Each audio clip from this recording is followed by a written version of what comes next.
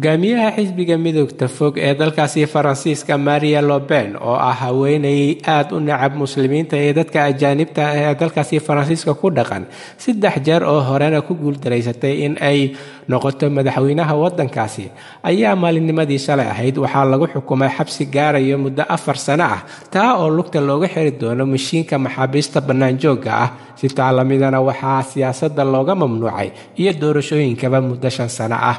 arrintan ayaa ka dambeysay markii lagu helay iyada iyo xisbigeedaba inay lunsadeen lacag oga timid midowga Yurub xaakimka ayaa sheegay in Maria Le Pen iyo 20 qof oo kale ay lunsadeen dhaqaale oga yimid midowga Yurub taasoo ah eedda lagu xukumay eedaha ayaa ahayd in sanadihii 2004 iyo 2016 ay xisbigeeda baarlamaanka midowga Yurub ka heleen adduun lacageed oo gaaraya 7 milyan oo euro taa oo loogu talagalay in lagu bixiyo mushaarka shaqaalaha baarlamaanka hayeeshee ay u weeciyeen gabi ahaanteed ama qaybo badan oo ka mida lacagtaasi inay u isticmaalaan mushaarka shaqaalaha xisbigooda haweeneydan oo aad u necab ajaanibta iyo muslimiinta ku dhaqan dalkaasi ayaa ahayd musharaxadda ugu cadcad doorashada dalkaasi ka dhici doonto sanadka 2027 dowladda Mareykanka oo waayadan taageeraysay xisbiyada midowga fog ee Yurub ayaa walaac xooggan ka muujisay arrintan deegaanka Agder ee dalka Norway ayaa waxaa lagu soo waramayaa in maalinnimadii shalay ay ka dhaceen dilal aad u foolxun oo walbahaar iyo walaacba ku abuuray dadweynaha ku dhaqan deegaanadaasi booliiska magaalada Agder ayaa lagu soo wargeliyay subaxnimadii hore ee shalay oo Isniin ahayd buuq ka jira guri ku yaalo xaafadda Vigeland durbadiiba booliiska oo goobta gaaray ayaa waxay gurigii ugu tageen 2 qofood oo meyd ah oo guriga dhex yaalo halkaas oo ay baaritaan ka bilaabeen qaybaha kala duwan ee hay'adda dami-baariska dalka Norway iyadoo hawshii lagu gudo jiro ayaa saacad dabadeed waxaa lagu soo wargeliyay booliiska qof dhaawac ah oo yaalo meel ka baxsan deegaanka Mandal halkaas oo ay booliiska ugu tageen markiiba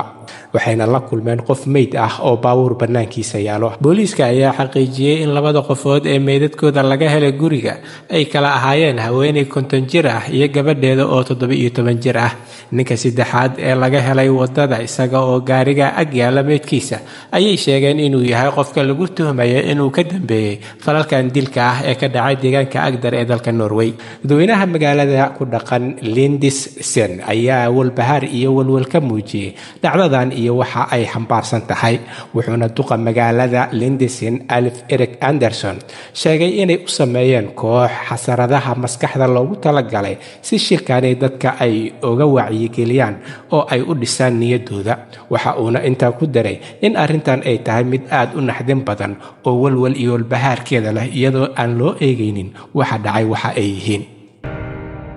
waxaa digniino culus oo walbahaar iyo walaac badanba leh laga soo saaraya cabitaanada kala duwan ee aysidka iyo sokorta ku badan tahay ee sida aadka loo isticmaalo iyo sidoo kale cabitaanada enerjiga